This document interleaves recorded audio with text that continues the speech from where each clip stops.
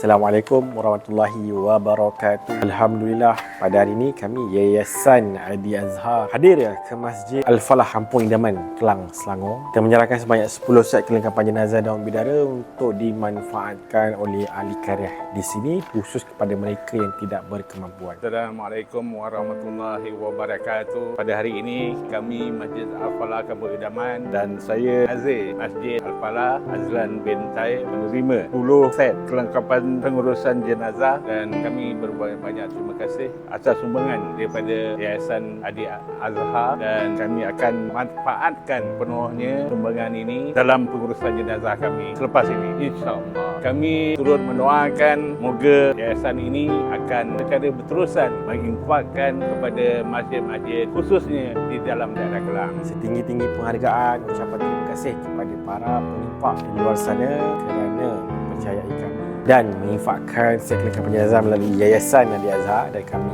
mendoakan kepada mereka di luar sana semoga dimurahkan rezeki, diberikan pahala yang berlipat kali ganda. Dan di kesempatan ini juga saya mengajak kepada tuan-tuan dan puan, jika ada hajat untuk menginfakkan set kelengkapan jenazah melalui Yayasan Adi Azhar, boleh melalui kepada page media sosial kita Yayasan Adi Azhar _rasmi, dan saya akan letakkan di bawah nombor telefon untuk dihubungi, dan insyaAllah kita akan serahkan set kelengkapan jenazah ini kepada masjid ataupun surau ataupun hospital yang memerlukan. Assalamualaikum warahmatullahi wabarakatuh.